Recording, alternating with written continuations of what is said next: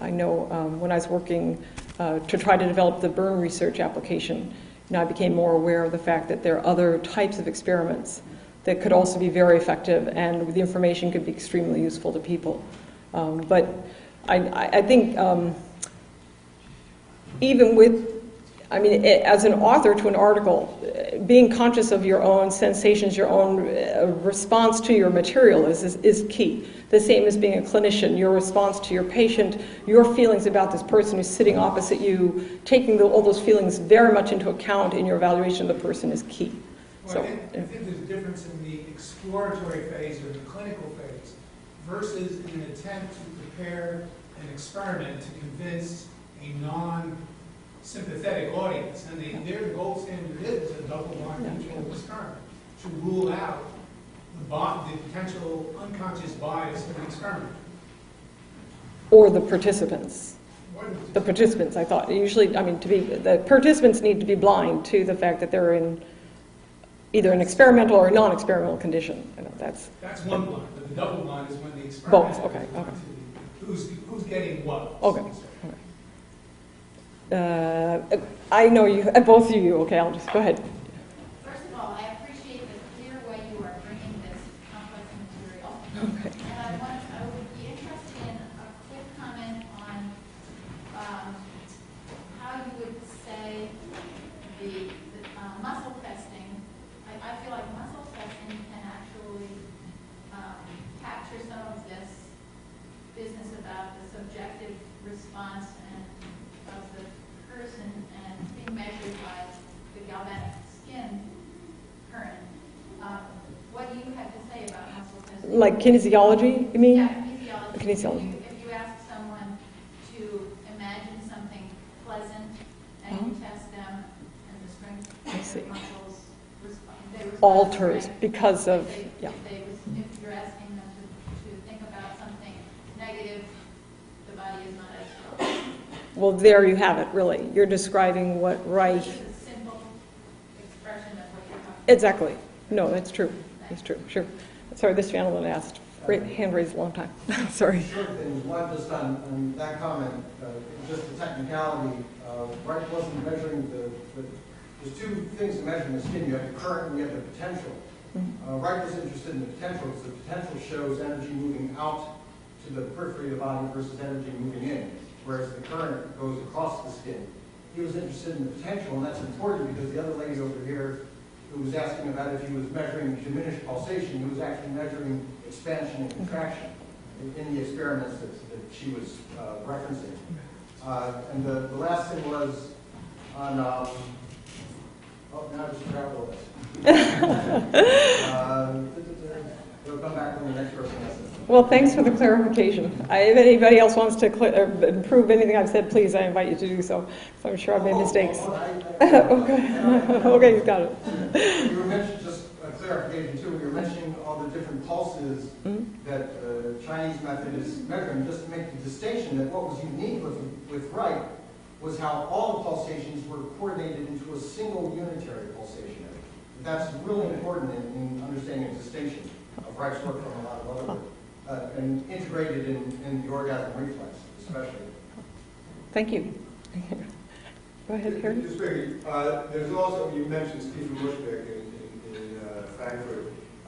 There is a very, very interesting, the closest thing we have to a double-blind study done, he's an MD, but he also did a PhD research project on the accumulator, the effects of the accumulator, which was done as a double-blind study, which showed really, and it's been, I think it was published, I think an abstract of it was published in the Annals, one of the old Annals, showed clear evidence of some, without identifying what it was, that something happened to individuals who were in an actual accumulator as opposed to being in a dummy accumulator, and clearly something changed in terms of physiological reaction and response with patients, with participants who had no idea what they were stepping into or why they were stepping into it other than to participate in some sort of experiment. So there is clear material.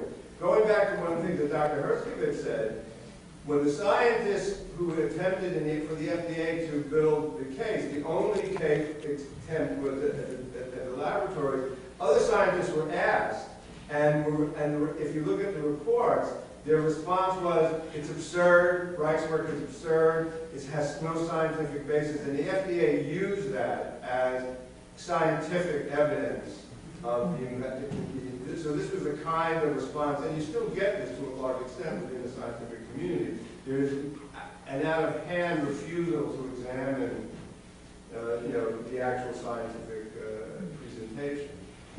Yeah. Oh, thank you. Go ahead. What recent technological orgone developments have occurred? Once you mentioned we're going to accumulate processes, those are right inventions that are half a century old. What things have occurred since then, expanding on that in further development? Go ahead. Yeah. A lot of the work in Germany has been on using the metal doorbuster to treat conditions. And they've been doing a lot of work to try and improve it, to try and find out how to make it more powerful, changing the certain helical coils, trying different types of material. They found that the water in the tank with the cloudbuster, the doorbuster grounds into, has to be moving quite rapidly and going in and out. So they're working in trying to figure out, I know, with the metal doorbuster, particularly, exactly what works best for that. There's one thing I know. There are two little things on it. One, I know I was at a conference at the museum and somebody had come with a product that he had developed that was like a little orgone energy coaster. And he was finding he was marketing it very successfully and seemed to alter the taste of wine or glasses of drink that were put on it. Now, I didn't test, because I don't feel myself to be that qualified. What? What? Particularly after you drink it? No. I don't know. But in any case, he was making a successful business and was very grateful to Reich. Came to sort of, give his thanks for having gotten this new business line happening. Pardon? And I wondered, I have read a patent. I didn't read the patent, but I read the title to a patent. It was created by a meteorologist who had been involved in orgone research. He had developed a device that allows for the identification of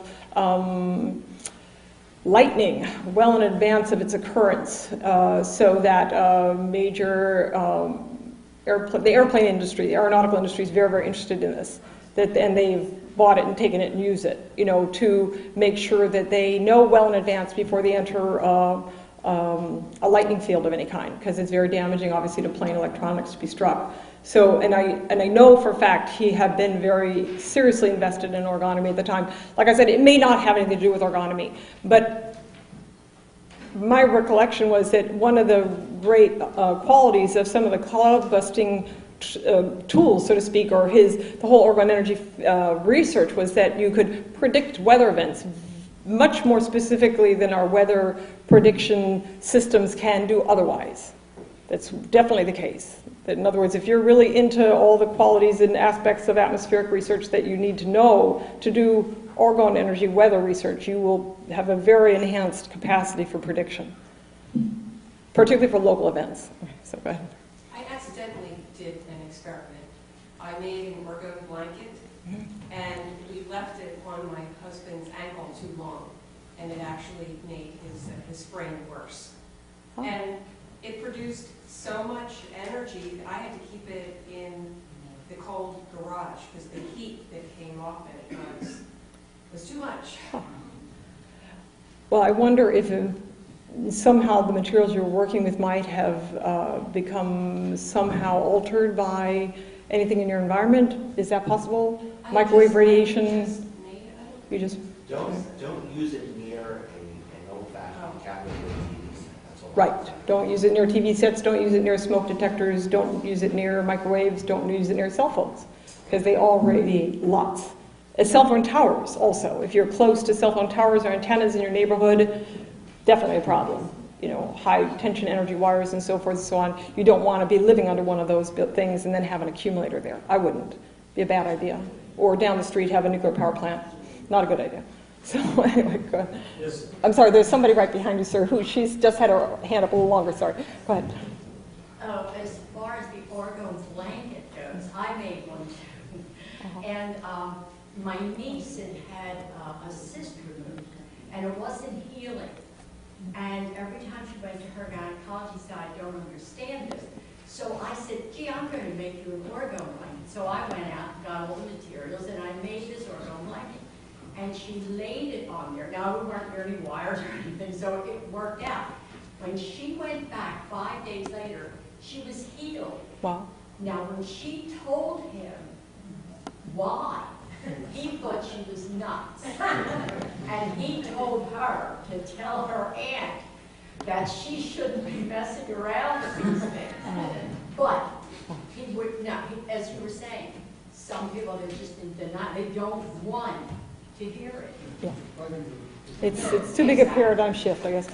Go ahead. And I know if people want to break for lunch, please. But go ahead. Sorry. I just wanted to comment on the experiments of Mucinich. Because the only thing he found was a rise in temperature. But he also measured the heart rate. And he expected an increase in heart rate. Because that would be a sign of an less excitation of the parasympathetic nervous system. But he actually did not find that increase of the heart rate. There was actually a slight decrease. I think it's the opposite. Am I saying? I think he had an increase in Yeah, heart sorry. rate, which he didn't expect to find. Yeah. Because it's supposed to, he thought there'd be a He parasympathetic. expected to find a Opposite. decrease in the heart rate, Yeah. but he didn't find that. So what he found was a rise in temperature, which doesn't prove a lot about orgone energy. Inside the body. Inside the body. Inside A the rise in yes. body temperature. Yeah, so something happened physiologically, but you cannot say from that that that's not enough to say that the experiment is very interesting. Well, I think it's important to remember when this is a field of research that's extraordinarily broad, and there have been many, many, many, many experiments that Reich himself carried out. And I'm not just talking about a temperature change of people within the accumulator. I'm talking about a wide variety of experiments with vacuum tubes, with Geiger counters, with electroscopes. If you went through and tried to do a laundry list of every single experiment that he carried out and what the results were, we'd be looking at a very long lecture right now. So I just want to point that out because I think it's important not to rely on one result to make conclusions about orgone energy, because I think we all tend to, and I guess maybe I feel you're going a little in that Well, direction. I'm just trying to be the devil's advocate. Advocate, yeah. Because it's important when you refer something that you do it accurately.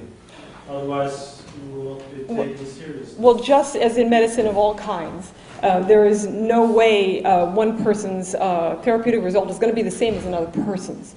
There's always individuality in all treatments for any illness or human condition. So, but I appreciate that input too. So is there anyone else? In answer to Tori, I've only read the abstracts of Bush, and I spoke to him. It's my recollection, I just spoke to someone else who also said the same thing. I haven't looked at the actual data. That there were significant physiological changes on a number of counts.